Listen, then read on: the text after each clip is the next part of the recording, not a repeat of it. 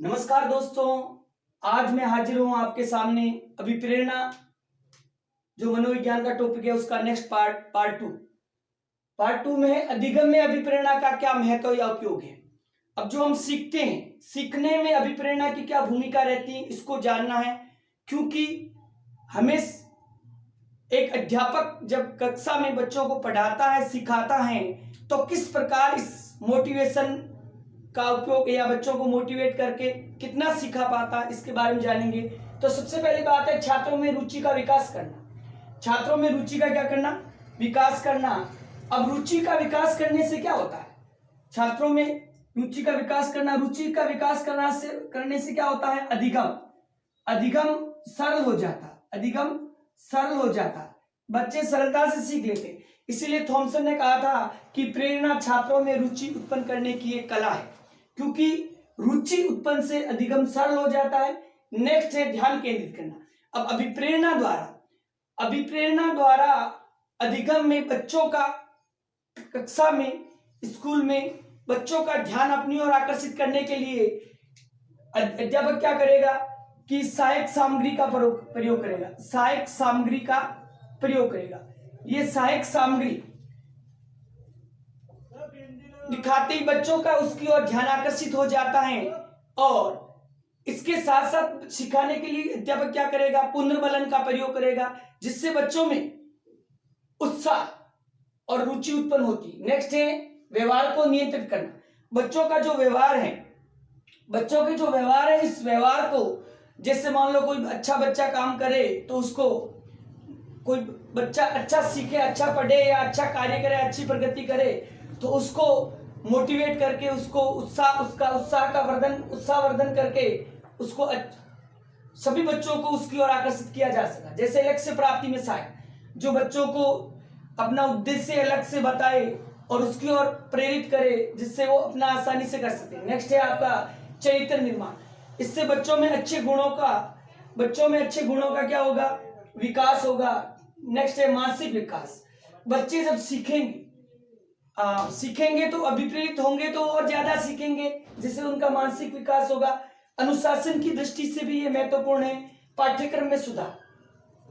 अब अभिप्रेरणा द्वारा आज हमने देखा होगा कि सीबीएसई पैटर्न जो आया है, इसमें पाठ्यक्रम में हर जगह लिखा है कि बच्चा स्वयं कार्य करेगा, अध्यापक ध्यान रखेगा, ये एक्टिविटी करेगा, ये करेगा, वो करेगा।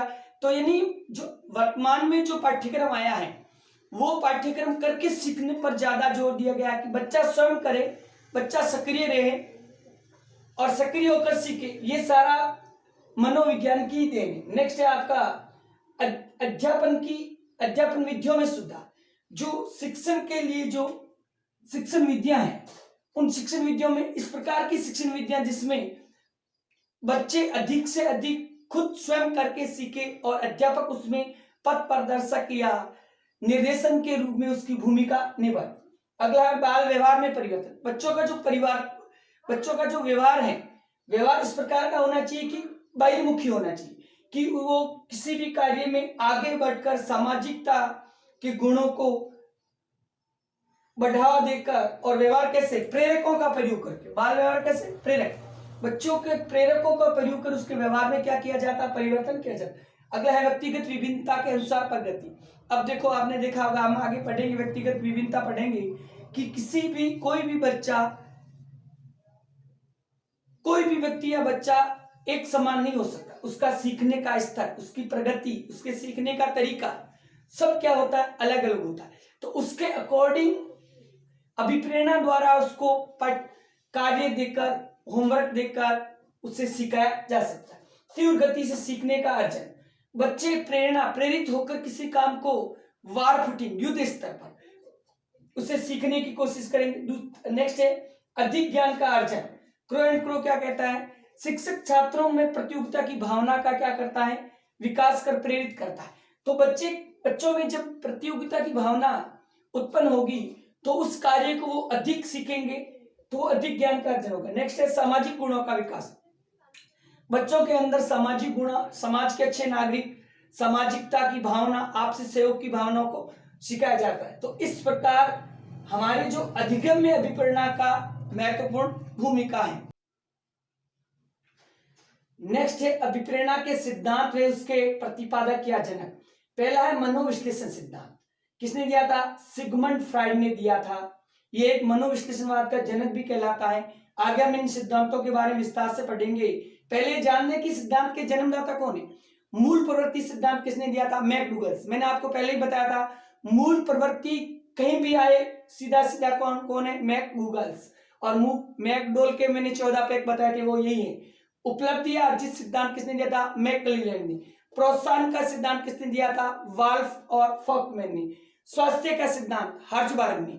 किसने दिया था? हर्ट्जबर्ग ने। मैं बता दूं कि अपना स्वास्थ्य कब अच्छा रहता है? जब हमारा हाजमा अच्छा रहता है, जो हम खाते हैं वो पच जाता है, तो स्वास्थ्य हर्ट्जबर्ग याद रखना। शारीरिक गति या परिवर्तन का सिद्धांत सेल्डन और सहयोगी विलियम जेम्स। क्षेत्रीय सिद्धांत किसने दिया था? कूट लेविन ने। हम आगे पढ़ेंगे अधिगम का भी क्षेत्रीय सिद्धांत यही है। उद्दीपक अनुक्रिया का किसने दिया था? थॉर्नडाइक व स्किनर ने। प्रणोदन का सिद्धांत किसने दिया था? C.L. हल, क्लार्क एल हल ने दिया था प्रणोदन। ठीक है। नेक्स्ट है आवश्यकता का सिद्धांत। आवश्यकता का सिद्धांत किसने दिया था? इब्राहिम मैस्लो ने। हम पढ़ेंगे, उन्होंने अधिगम में भी सिद्धांत दिया था, अधिगम का आवश्यकता सिद्धांत, जिसमें 4 आवश्यकताएं बताई थी। अनुवांशिक की पैटर्न का सिद्धांत किसने दिया था? लॉरेंस ने। तो अपने को ये चीजें याद रखनी है। अब इसके एक एक करके हम उसके विस्तार में पढ़ेंगे कि मनोविश्लेषण क्या था, मूल प्रवृत्ति सिद्धांत क्या था, उपलब्धि क्या था, किसने दिया था, क्या दिया था, इसके बारे में अपन एक एक करके पढ़ेंगे। मनोविश्लेषण का सिद्धांत किसने दिया था? Sigmund Freud. अब अपने को ये जानना है कि पहले सिगमंड फ्राइड का जन्म कहाँ हुआ था? जन्म हुआ था सार्बिया में हुआ था। और इन्होंने अध्यापन का कार्य, अध्ययन कहां पर किया था? वियना ऑस्ट्रिया में किया था। अब इन्होंने क्या सीखा था? बचपन में बाइबिल का अध्ययन किया था।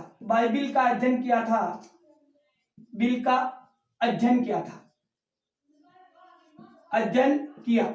इंपॉर्टेंट है ये ध्यान रखना कि किसने बचपन में बाइबिल का अध्ययन किया। तो आपने क्या रखना? Sigmund Freud. ये किसके थे? गत्यात्मक मनोविज्ञान के जनक कहलाते हैं। गत्यात्मक मनोविज्ञान के जनक थे ये। सम्मोहन विधि के जनक थे। और क्या थे? ये तंत्रिका विशेषज्ञ थे। तो इसमें अपने को जानना है कि सिगमंड फ्राइड जन्म सार्बिया में हुआ था, अध्ययन वियना ऑस्ट्रिया में जाकर किया था, बाइबिल का अध्ययन किया बचपन में, गत्यात्मक मनोविज्ञान के जनक, इंपॉर्टेंट लाइन है, और सम्मोहन विधि के जनक और तंत्रिका विशेषज्ञ जनक। गत्यात्मक मनोविज्ञान को क्या कहा जाता है? मनोविज्ञान का प्रथम बल कहा जाता है। ध्यान रखना, ये इसे कहा जाता है मनोविज्ञान का प्रथम बल कहा जाता है। किसको कहा जाता है? गत्यात्मक। अब इस सिगमंड फ्राइड के सहयोगी कौन थे? सहयोगी यानी इसके शिष्य थे। एक तो था कौन? यूंग। दूसरा था एडलर। अब इनके जो शिष्य इनसे अलग हुए थे, इन सबका कारण यही था कि सिगमंड फ्राइड ने यौन प्रवृत्ति यानी सेक्स प्रवृत्ति पर सबसे अधिक बल दिया था, जिससे इनमें विवाद हुआ और यूंग अलग हुआ और यूंग ने अपना अलग सिद्धांत दिया था। अब इसने क्या बताया था? सिगमंड फ्राइड ने अपने इस सिद्धांत में इन्होंने बताया कि सबसे अधिक इन्होंने किस पर प्रभाव डाला तो अचेतन मन पर डाला। और बताया कि अचेतन मन क्या होता है? व्यक्ति की दमित इच्छाओं का भंडार होता है। दमित इच्छाओं का भंडार होता है। और ये बताता है कि भंडार होने के कारण दमित इच्छाएं क्या होती है? यानी वह इच्छाएं जो व्यक्ति पूरी नहीं कर पाता है तो वो दब जाती है, अचेतन मन में चली जाती है। ये दमित इच्छाएं जो होती है बार बार आने की कोशिश करती हैं, और यही दमित इच्छाएं व्यक्ति को कार्य करने के लिए क्या करती हैं? प्रेरित करती हैं, क्योंकि दमित इच्छाओं को व्यक्ति पूरा करना चाहता है। तो ध्यान रखना कि व्यक्ति को सिगमंड फ्राइड के अनुसार कार्य के लिए प्रेरित कौन सी इच्छाएं करती हैं? अचेतन मन में दमित इच्छाएं, क्योंकि वो बार बार व्यक्ति को कार्य के लिए क्या करती है? प्रेरित करती है। अब आगे सिगमंड फ्राइड इसमें बताता है कि इन्होंने ये कहता है कि व्यक्ति वही कार्य करता है जो उससे, व्यक्ति वही कार्य करता है जिससे उसे क्या मिलता है, सुख प्राप्त होता है, जिससे उसे सुख प्राप्त होता है। इसीलिए उन्होंने दो प्रकार की मूल प्रवृत्ति बताई, दो प्रकार की मूल प्रवृत्ति बताई।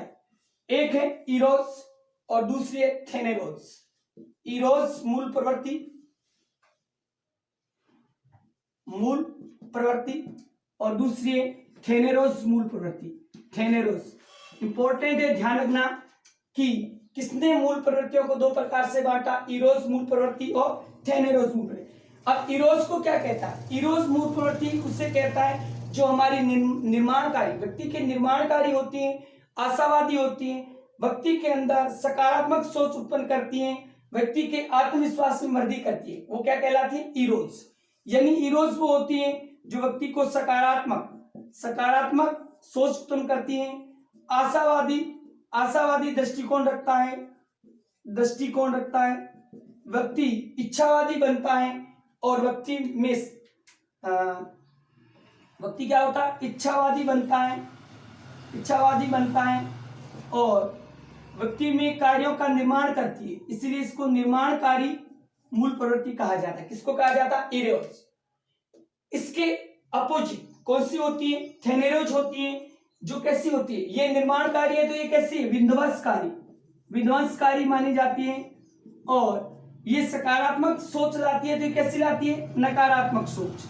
व्यक्ति के अंदर नकारात्मक की भावना, नकारात्मक सोच, नेगेटिव सोच, और इसकी दृष्टि आशावादी है तो ये निराशावादी बनाती है। इससे व्यक्ति क्या होता है, व्यक्ति उन्नति की ओर जाता है, ये उन्नति व्यक्ति में उन्नति लाती है, और ये व्यक्ति को कहां ले जाती है, अवनति की ओर। यानी व्यक्ति को एक तरह से कह सकते हैं कि व्यक्ति के आत्मविश्वास में कमी करके पतन की ओर ले जाती है, जिसको सिगमंड फ्राइड कहता है थेनेरोस मूल प्रवृत्ति। क्या बोलता है, थेनेरोस मूल प्रवृत्ति कहता है। अभिप्रेरणा के सिद्धांत में हम आगे चलेंगे। मूल प्रवृत्ति सिद्धांत के जनक कौन है, मैकडूगल्स, जो मैंने बताया था। मैकडूगल्स को ही अभिप्रेरणा का प्रथम मनोवैज्ञानिक कहा जाता है। इसके सहयोगी होते हैं, कोड मैंने लिख रखा है, समर्थक जो होते हैं बीबी जरा। तो यहाँ 20 से बार्टे, दूसरा 20 से बी है वेलेंटाइन, लेकिन है वेलेंटाइन। जेस से कौन है, जेम्स, यानी विलियम जेम्स, और रॉस से रॉस, यानी जेस रॉस, इसके समर्थक है। तो पहले तो ये अपने को पता होना चाहिए मूल प्रवृत्ति है क्या। तो ये कहता है कि वह तत्व जो व्यक्ति को कार्य करने के लिए प्रेरित करता है, यानी वह तत्व जो व्यक्ति को कार्य करने के लिए प्रेरित करता है, क्या कहलाता है, मूल प्रवृत्ति कहलाता है। अब इसको पूरा किए बिना, क्योंकि ये एक ऐसा तत्व है जिससे पूरा किए बिना व्यक्ति का जीवित रहना असंभव है, इसीलिए वो व्यक्ति हर संभव उसको पूरा करना चाहता है। अब हमारे व्यक्ति के अंदर 14 जन्मजात मूल प्रवृत्तियां होती हैं। अब मैंने आगे अभिप्रेरणा के जो प्रकार बताया उसमें बताया था 14 मूल प्रवृत्तियां होती हैं, और प्रत्येक मूल प्रवृत्ति किससे जुड़ी रहती है, संवेग से जुड़ी रहती है। इसीलिए क्या कहता है, मैकडूगल्स कहता है कि मैकडूगल ने क्या कहा, संवेगों को मूल प्रवृत्तियों का क्रियाशील पक्ष कहा, कि जो संवेग हैं वे संवेग हमारे मूल प्रवृत्ति को क्रियाशीलता प्रदान करती हैं। तो ये हमारा मूल प्रवृत्ति सिद्धांत था, जो किसने दिया था, मैकडूगल्स ने दिया था। नेक्स्ट सिद्धांत है अपना, अगला सिद्धांत है आपका शारीरिक गति का सिद्धांत। शारीरिक गति का सिद्धांत दिया किसने था, विलियम जेम्स सेल्डन। शारीरिक गति का सिद्धांत ये हमने पहले बता चुका हूं, विलियम जेम्स सेल्डन और एक साथ में रदरफोर्ड और है। ये क्या कहता है कि शारीरिक गति क्या होती है, शारीरिक तो हमारे जो शरीर की जो गति है, विकास की जो गति है, तो इनके सिद्धांत के अनुसार क्या है कि समय परिस्थिति के अनुसार व्यक्ति बालक शरीर में जो परिवर्तन होते रहते हैं, यानी शरीर की जो गति होती रहती है, शरीर के जो परिवर्तन होते रहते हैं, उस परिवर्तनों की जो आवश्यकताएं क्या होती है, बदलती रहती है। उस बदलती हुई आवश्यकताओं के अकॉर्डिंग व्यक्ति स्वतः ही सीख लेता है। तो एक तरह से अपन ये लिख सकते हैं कि इसके अनुसार समय परिस्थिति और आवश्यकता के अनुसार बालक में शरीर में जो परिवर्तन होते हैं, वे परिवर्तन बालक को अपनी अवस्था के अनुसार कार्य करने के लिए क्या करते हैं, प्रेरित करते हैं। छोटा सा लिख लो, समय, परिस्थिति, समय प्लस परिस्थिति प्लस आवश्यकता। आवश्यकता के अकॉर्डिंग हमारे क्या होती, शरीर में क्या होते हैं, शरीर में परिवर्तन होते हैं, शरीर में परिवर्तन। अभी परिवर्तन के अकॉर्डिंग जो व्यक्ति की परिवर्तन होते हैं, तो परिवर्तन के अकॉर्डिंग जो हमारी अवस्थाएं बदलती है, अवस्थाएं बदलती है। कैसे? शैशव अवस्था, बाल्यावस्था, किशोरावस्था, वृद्धावस्था। अवस्थाओं के अकॉर्डिंग क्या करता है, आवश्यकताओं के अकॉर्डिंग हम कार्य करने के लिए प्रेरित हो सकते हैं। अवस्थाओं के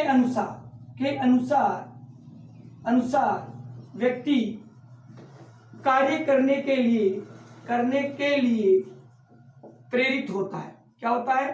प्रेरित होता है। तो इसे कहते हैं शारीरिक गति का सिद्धांत।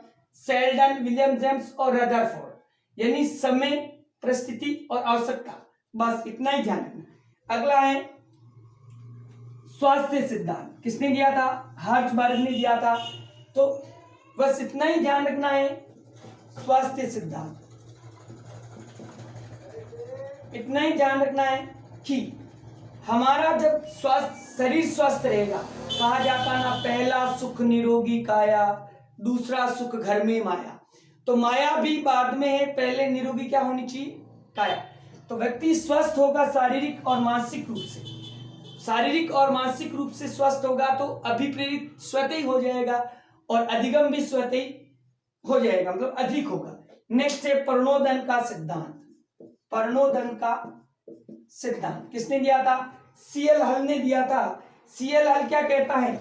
जो व्यक्ति आवश्यकता, जो मतलब प्रणोदन के सिद्धांत के अनुसार सीएल हल कहता है कि जो कार्य व्यक्ति की आवश्यकताओं की क्या करता है, पूर्ति करता है, तो उस कार्य को व्यक्ति स्वतः ही सीख लेता है, क्योंकि अभिप्रेरित होता है। उसकी आंतरिक आवश्यकता की पूर्ति करना। नीड क्या होती है? मैंने कहा ना कि नीड एक ऐसी होती है जो चालक से जुड़ी रहती है, और चालक जब तक साफ नहीं होता तब तक उस नीड की पूर्ति नहीं हो सकती। तो यही कहता है प्रणोदन का सिद्धांत। हल कहता है कि जो कार्य व्यक्ति की आवश्यकताओं की पूर्ति करता है, उस कार्य को व्यक्ति स्वतः ही सीख लेता है। यानी उस कार्य को सीखने के लिए व्यक्ति सर्वाधिक प्रयास करता है, चाहे वो कार्य कितना ही कठिन क्यों न हो। किसका सिद्धांत है? प्रणोदन का सिद्धांत।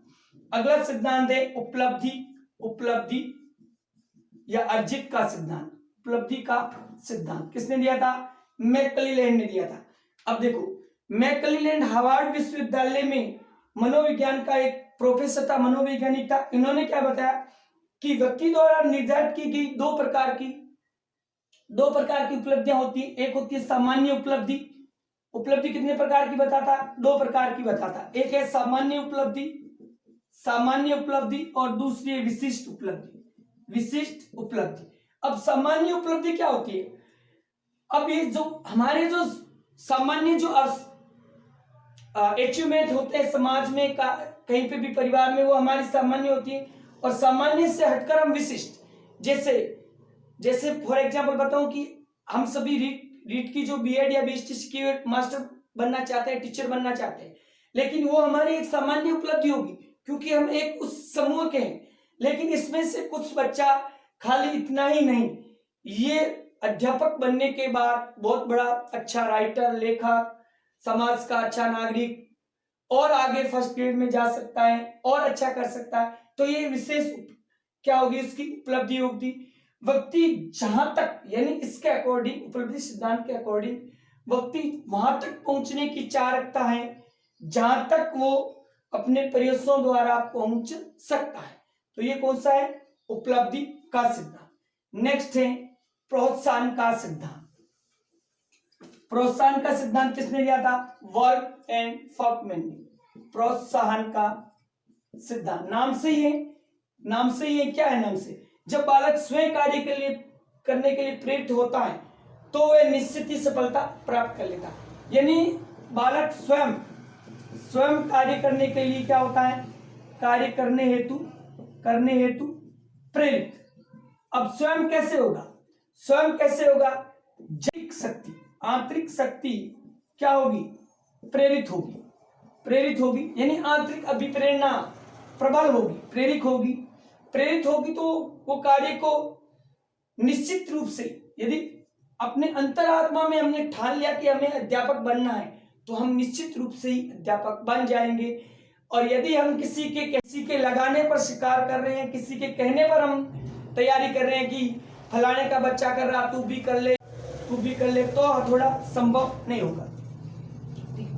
नेक्स्ट सिद्धांत है इसका, एक अन्य सिद्धांत है क्रियाशीलता का सिद्धांत, क्रियाशीलता का सिद्धांत।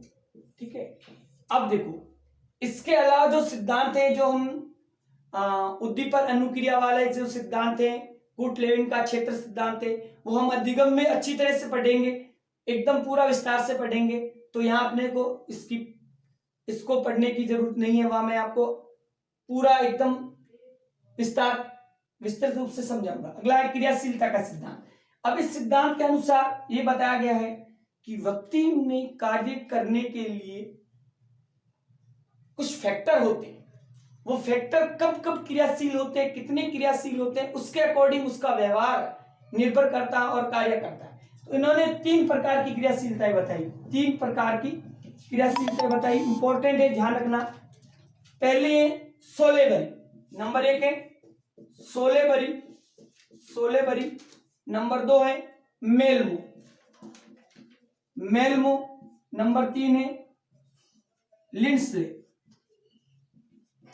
लिंडसे।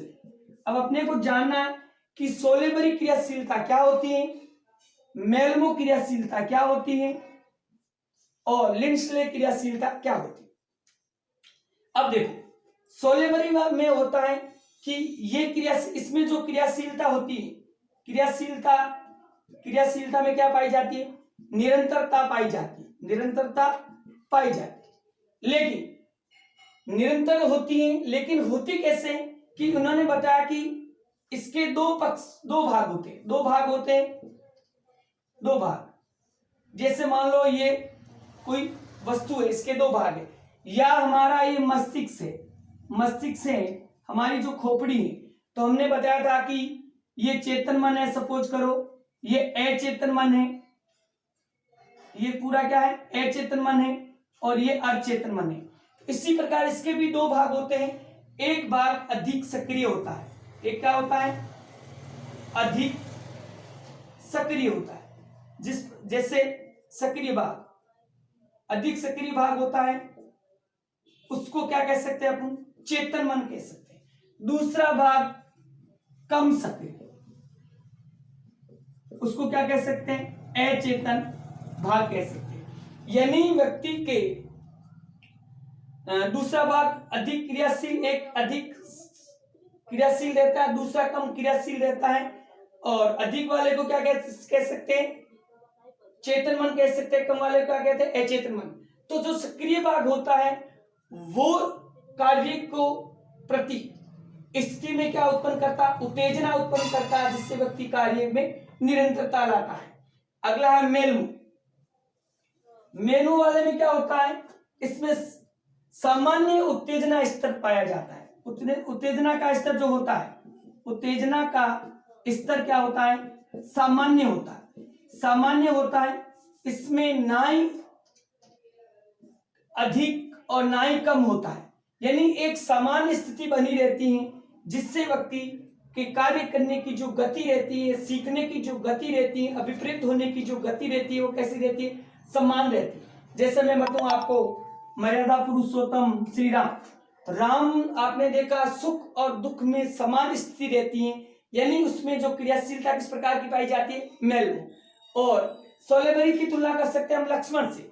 लक्ष्मण कभी बहुत ज्यादा अग्रेसिव हो जाता है और कभी बिल्कुल निर्बल पड़ जाता है, तो ये सोलेबरी है और लिंडसे। अब नेक्स्ट है आपका लिंडसे। अब इन्होंने क्या बताया था, इनको 1951 में बताया गया था। इसमें बताया था कि समय के लिंडसे में होता क्या कि हमारा जो मस्तिष्क है, मानव को मस्तिष्क के भी भाग होते हैं, जो मेडुला ऑब्लंगेटा से जुड़ा रहता है, इसमें यह बताया गया कि जब मनुष्य के मस्तिष्क में जब संवेग काम करते हैं, संवेग उत्तेजित होते हैं, तब हमारा मस्तिष्क किस प्रकार कार्य करता है, और जब संवेग उत्पन्न नहीं सामान्य स्थिति में रहता है तब हमारे मस्तिष्क की क्रिया कैसी होती है, और जब गुस्सा आता है, संवेग भड़क जाते हैं, सक्रिय हो जाते हैं, तब हमारे मस्तिष्क की जो तंत्रिका तंत्र होती है किस प्रकार के कार्य करती हैं, उसका अध्ययन किया गया लेस से। तो उन्होंने 19 एक मनोवैज्ञानिक है जिन्होंने 1951 में अध्ययन करके बताया कि संवेग के समय प्राणी के मस्तिष्क में होने वाली क्रियाएं और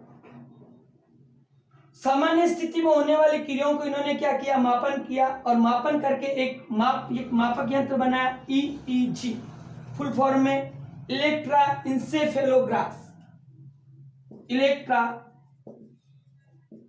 इंसेफेलोग्राफ इस पर दर्ज किया कि जैसे मान लो कि ये ग्राफ है, ये व्यक्ति की सामान्य स्थिति है, सामान्य की रेंज मान लो ये है, ये मान लो है, तो ऐसे ऐसे सामान्य स्थिति में हमारा मस्तिष्क की तंत्रिका ग्राफ चलता रहता है।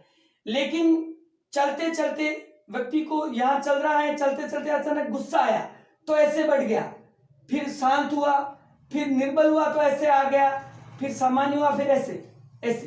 तो इस प्रकार इस पर जो ग्राफ पर जो वेव है, तरंगों से ग्राफ बनता है, जिससे इन्होंने कहा लिंक्स। अगला सिद्धांत है आनुवंशिक